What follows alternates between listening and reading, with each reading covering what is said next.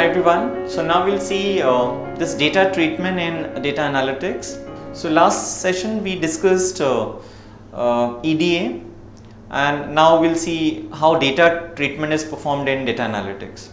So after covering certain exploratory data analysis concepts and assumptions and models, now let's see quickly what is data treatment, and then we'll go back to EDA and we'll compare with data warehousing, and we'll understand few more topics and concepts on data analytics. So in this session the agenda is data treatment, outliers, default values, missing values, skew distribution, the case study for transforming skew data, transformed data, derived variable, and conclusion. So EDA will reveal data issues and need for better explanatory variables. The data treatment to prepare the data for further analysis includes the derived variable creation. You need to identify which all defined variables you have in your business scenario, and what all computed variables or calculated variables or derived variables you want to implement that scenario better. You need to understand and identify the missing values and how the outliers needs to be treated, whether they needs to be discarded or you need to set some upper cap for the outlier values. You need to understand this scenario before you start working on the outliers and other data cleansing techniques. Then you need to understand what all default values you want for certain fields or attributes for which you do not have any value, because it seems most of the models that you apply on any data require the data to be in the cleansed format.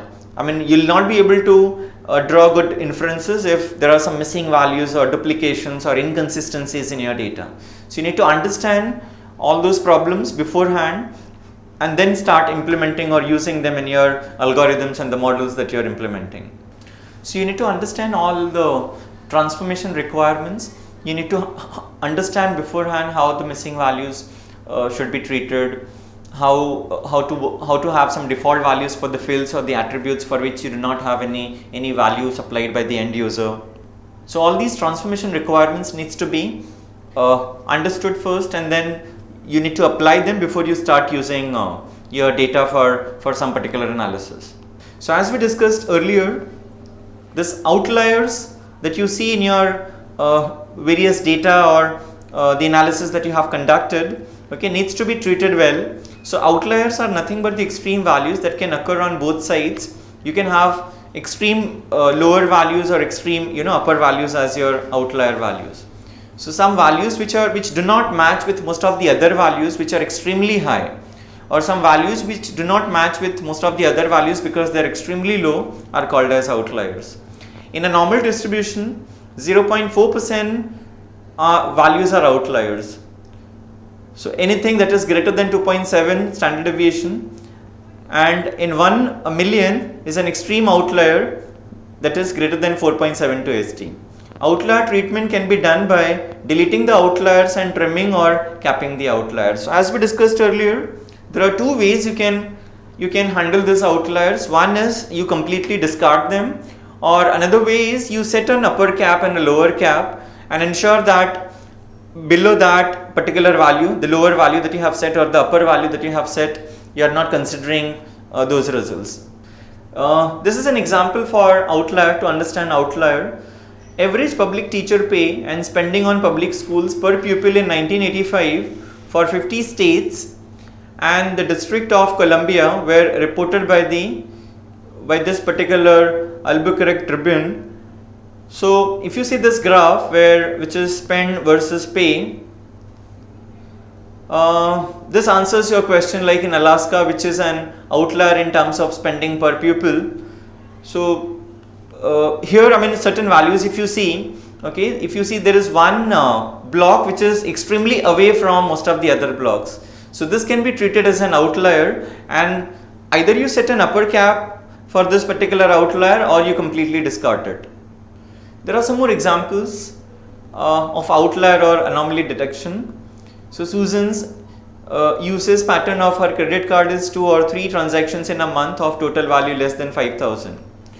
One day she uses her card at a book fair to buy a magazine subscription. 2 days later, there are 10 transactions on her card at an online retail merchant for a total value of greater than 35,000. So in this case, should Susan's bank be suspicious and check with her about the transactions made, or should they just continue approving transactions on her credit card? So that's the question here. Because if you see this particular month's transactions, Susan's current month's transactions do not match with most of the previous transactions that she performed. So this is definitely an outlier situation where the bank need to analyze and understand this thoroughly, whether all those transactions are done by this card holder or there are some suspicious transactions. So as we said, outliers can be completely discarded, or you can set a cap for outliers. So values can be 3 SD from the mean, values can be the 99th percentile and so on. So change the outlier to another value by trimming it, make the outlier equal to the next highest value, which requires a graphical representation to see what outliers are and which value should it be trimmed to. For example, age of the oldest person in a data set might be 107, but the next highest value might be 90. We might trim age to a highest value of 90.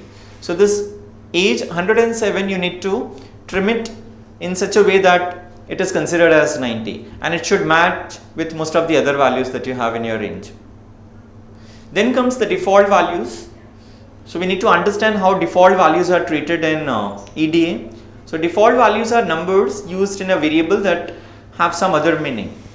For example, the credit score of a person might vary from 50 to 100, but if the card was inactive, the card might be assigned different values, such as 10 to denote inactive for 2 years, 20 to denote inactive for 12 months, and 30 to denote inactive for 6 months, and so on. So it is important to know that these are default values and also to treat these values appropriately before beginning any analysis. So many a times, to avoid missing values in our business scenario, we try to replace those with some default values. For example, if there is a date of birth column that you're expecting from your end users, and let's say some end users missed out entering their date of birth, you can consider one particular date as the default date. Or let's say there is a field where you're asking people to enter their salaries, people who have not entered their salary, you can replace that missing value with some default salary value. So this is one important thing, because every analysis that you do, any kind of analytics that you perform, requires your data to be in the most accurate, or the data integrity has to be in the most accurate form. Only then conducting some analysis, doing some analysis on that data will make sense. So these default values are also, you must have seen, are common features of databases. So in databases, you have various constraints to ensure that the valid and the right data comes to your fields. So we have constraints like primary key, foreign key, check constraint, not null, and one of the constraints supported by almost all databases is this default constraint, where if a user does not supply a value for a particular field, you replace that missing value or that blank value with some default value. So treatment of default values can vary by the variable and what the default values mean. So default can be treated as missing, can also be treated as the lowest or the highest values, and in some cases leave the values as it is, and in any analysis treat these observations differently, such as creating a subclass of the inactive accounts. So you can have further classification for the same, and you can assign it some other value to represent some fact or to represent some phenomenon. Then comes this missing value problem. So what to do if certain values are missing? So there are several course of actions that you can perform in case if you see a missing value in a given business scenario while doing this data analysis. Number one, find the variables with missing values. Number two, determine the percentage of missing values for each variable. Number three, understand the variable. Does the missing value have a meaning, or it is a mistake? And then try gathering that missing information. So the missing values needs to be treated properly before they are used in any kind of analysis. So the treatment is, if it is a mistake and over 50% of the variables has missing values, detect the variable, delete the variable. So if it is a mistake, over 50% of the variable are missing, then simply delete that. 50% of the values are missing, then delete that variable. If the missing values have a meaning, means 0, treat the missing as 0. The missing values can be treated to minimum, maximum or mean or median depending on the variable or understanding of the variable. For example, total family income variable has a lot of missing values as people fill out only their income and not the family's income. Okay, then this is about skew distributions. So when you see a chart where you have this positive skewness, so positive skew is reduced by using the square root or log, and negative skew is reduced by squaring the data values.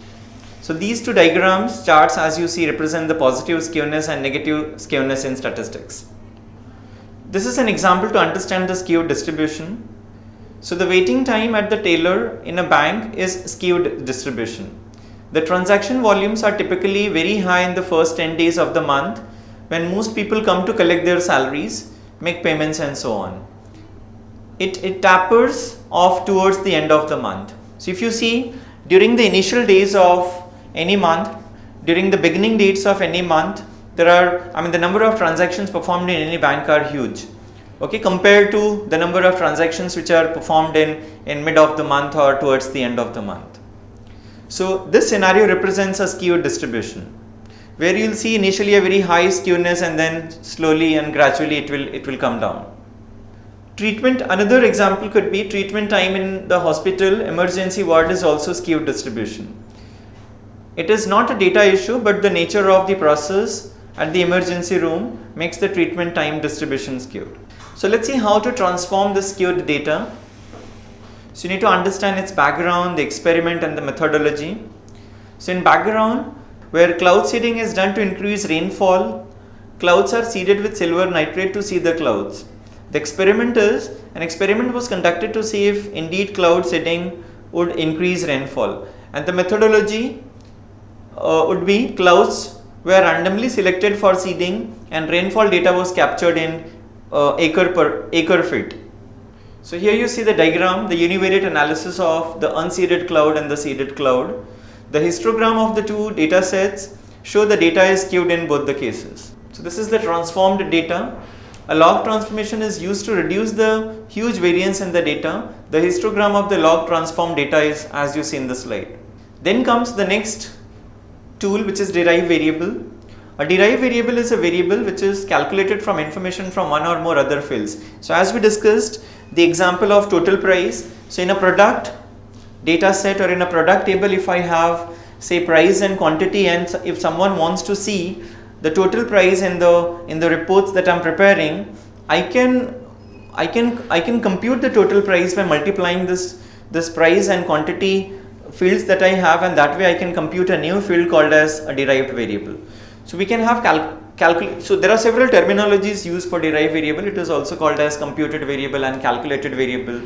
So this can be easily done by writing some expression on the existing variables, and one can easily derive these variables and make their reports and the analysis more meaningful. The derived variable should have a meaning and relevance in the context of the analysis. So as we said, in this particular scenario where I have the quantity of the item and I have the unit price of the item, if you want to compute the total price, this makes sense. This has some association or relationship with this particular product table. Okay, people may want to see this in the reports that you are generating for them, that what is the total price for this particular product for some other particular product that you have in your product table. So ultimately it should make sense at the end of it. It cannot be created out of any set of variables. Okay, it should have some meaning and some necessity in the business scenario. For example, based on the date and the customer visited a store, derived variables could be the days since last visit or months since last visit. This uses the current date and the date of last visit. So I have the customer's current visit date and the last visit date. By calculating the difference of these two dates, I can easily compute after how many days or how many months or how many years that customer is visiting my outlet. So this was an example of, these two were example of the derived variables or computed variables. Or in case of credit card scenario, as you see, the percentage utilization on a customer's credit card based on available balance. Sales to balance or sales to payment ratio can be easily calculated by using this credit card information that you have about that particular customer. So to quickly summarize, EDA that we covered in two components, that we covered in two phases. EDA is an approach to data analysis. EDA involves inspecting data without any assumptions. EDA builds a strong understanding of the data, issues related to either the data or the process, and it is a systematic approach to discover the story of the data. The four categories of EDA are univariate analysis, univariate or one variable non-graphical data, or the univariate graphical data, the multivariate or multiple variables non-graphical data, and multivariate graphical data. Outliers are extreme values that can occur on both sides. They can be the minimum, extremely minimum value or extremely maximum value. Default values are numbers used in a variable that have some other meaning, and a derived variable is a variable which is calculated from information from one or more other existing fields that you have in your business scenario. So hope we understood some data cleansing processes or tasks which are involved in EDA in terms of outlier treatment, default values, derived variable, etc. Thank you very much.